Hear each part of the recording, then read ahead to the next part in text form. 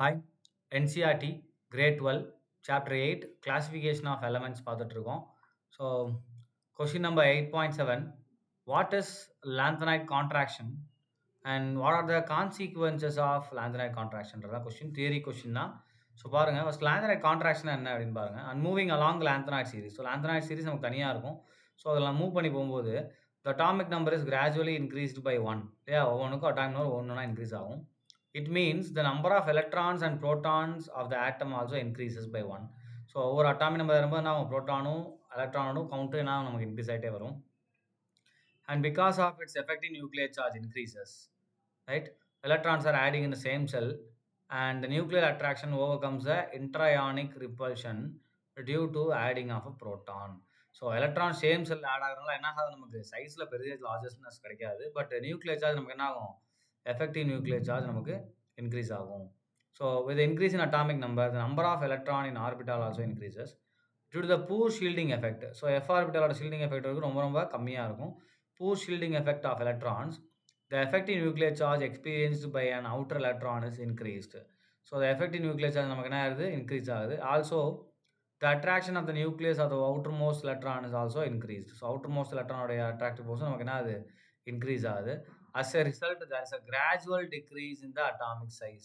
So this is known as lanthanide contraction. Contractionனா குறையிறது, சின்னதாகிறது, சுருங்குறது, இந்த மாதிரி சொல்லிக்கலாம். அப்போ எனக்கு என்ன ஆகுதுன்னா, லாந்தனத்திலிருந்து நான் வந்து லுட்டீஷியம் வரைக்கும் மூவ் பண்ணி போகும்போது சைஸ் எனக்கு கரெக்டாக கிராஜுவலாக குறையுது. ஸோ இப்போ கிராஃப் வரைஞ்சா எனக்கு என்ன ஆகும், இந்த மாதிரி கிடைக்கும் லைன். ஸோ இங்கே லாந்தனத்திலேருந்து என்ன பண்ணுறோம், லுட்டீஷியம் வரைக்கும் போகும்போது கிராஜுவலான டிக்ரீஸை நம்மளால் பார்க்க முடியுது. இது lanthanide contraction.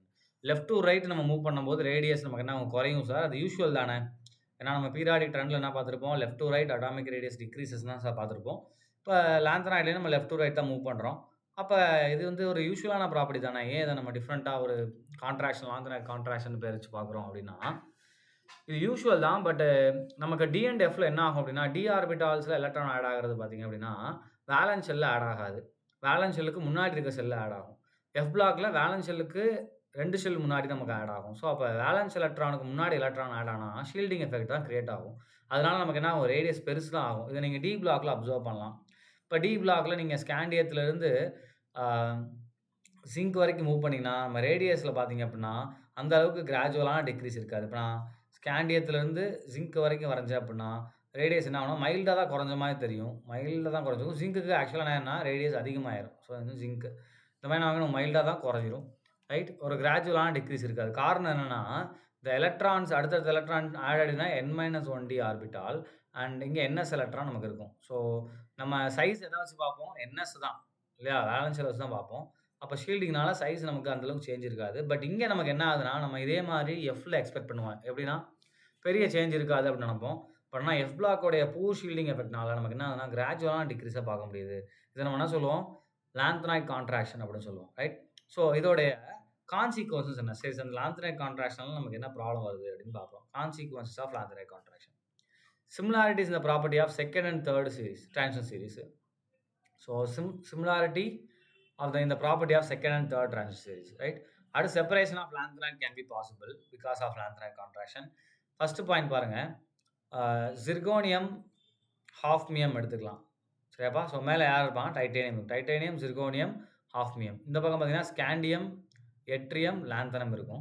So down the group நமக்கு அட்டாமிக் ரேடியஸ் என்ன ஆகும்னா டிக்ரீஸ் ஆகணும். இப்போ டைட்டேனியத்துக்கு அட்டாமிக் ரேடியஸ் 134 பிகோமீட்டர் நியர்லி, ஜிர்கோனியத்துக்கு 145.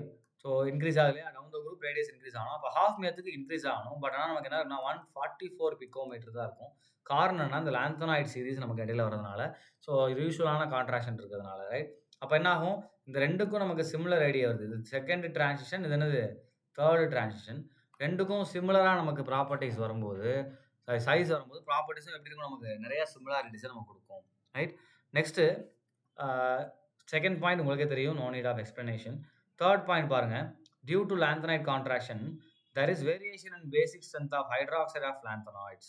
சரியா. ஸோ பேசிக் ஸ்ட்ரென்த்து நமக்கு மாறுது. எப்படி, இப்போ லாந்தனம் ஹைட்ராக்சைடு எடுத்துக்கோங்க அண்ட் லுட்டீஷியம் ஹைட்ராக்சைடு எடுத்துக்கோங்க. லாந்தனம் டு லுட்டீஷியம் யாருக்குப்பா சைஸ் சின்னதாக இருக்கும், லுட்டீஷியம் தான் சைஸ் சின்னதாக இருக்கும் டியூ டு லாந்தனைட் கான்ட்ராக்ஷன். இது கொடுத்துருக்காங்க பாருங்கள். அப்போ லாந்தனம் சைஸில் பெருசாக இருக்கும் அண்ட் இங்கே வந்து நமக்கு OH 3 டைம்ஸு, லுட்டீசியம் இருக்கும். இதுக்கு என்னது OH 3 டைம்ஸ். இதில கேட்டயானோட சைஸ் சின்னது. ஸோ இதுவும் 3+ தான். இதுவும் 3+ தான். இப்போ பேசிசிட்டி கம்பேர் பண்ணும்போது என்ன பண்ணுவோம்? கோவாலன்ட் அண்ட் அயானிக் கேரக்டர் பார்க்கணுமா? மோர் அயானிக்கா இருந்துச்சுன்னா, மோர் பேசிக்கா இருக்கும். இப்ப அயானிக் கேரக்டர் எப்படி இருக்கும்? ஸ்மாலர் த அயான், ஸ்மாலர் த கேட்டயான் நமக்கு என்ன ஆயிரும்? கோவாலன்ட் கேரக்டர் இன்கிரீசஸ். அப்ப லுட்டீசியம் எப்படி இருக்கும்னா, மோர் கோவாலன்ட் கேரக்டரா இருக்கும். எத கம்பேர் பண்ணும்போது லான்த்தனம். அப்ப லெஸ் பேசிக்கா இருக்கும். மோர் கோவாலன்ட், லெஸ் பேசிக். ஸோ அப்ப அந்த பேசிசிட்டிய எக்ஸ்பிளைன் பண்றதுக்கு என்ன பண்ணிக்கலாம் நம்ம? லாந்தனைட் கான்ட்ராக்ஷன் எடுத்து யூஸ் பண்ணிக்கலாம். ரைட்? ஸோ இதுதான் என்னது லாந்தனைட் கான்ட்ராக்ஷன் அண்ட் கான்சிக்வென்ஸோட எக்ஸ்ப்ளனேஷன். Thank you.